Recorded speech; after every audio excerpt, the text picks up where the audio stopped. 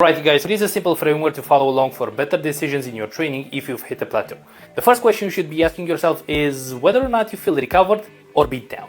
Because if you're feeling recovered, there may not be a problem with the overall workload. However, you should be asking yourself whether or not you're training hard enough. If you know that you're sandbagging your work, you probably need to actually be a little bit more intentional with the overall effort that you're actually putting in the gym. However, if this is not a problem, and you know that you're actually putting in the work, but you're still not progressing, you should be asking whether or not you're actually training specific enough. For example, if you want to increase your bench, but you're only doing bench press once a week, and you're just doing some random accessories in there, that's not really specific to the goal. You probably need to put a little bit more emphasis on increasing your bench if you want to increase your bench, and have some more exposures to it. Add volume, add intensity, increase the frequency, improve the overall technique, and you should be able to actually break the plateau. However, on the other hand, if you do feel beat down, you should be asking yourself before blaming the workload whether or not your lifestyle is okay. Are you sleeping properly? Do you have enough nutrition? Are your stress levels okay? If not, you need to definitely address them. However, if your lifestyle is actually conducive to growth, in that case, indeed, it may be the training that you're actually doing. However, you should be asking yourself whether or not what you're actually training is actually efficient to the goal. For example, if you're doing a lot of accessories that increase your overall fatigue, you should probably decrease that volume and see whether or not that's actually going to help.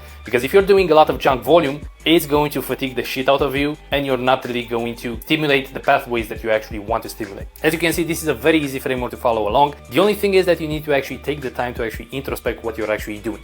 And if you're not logging your workouts, you should be starting there. Have a good one.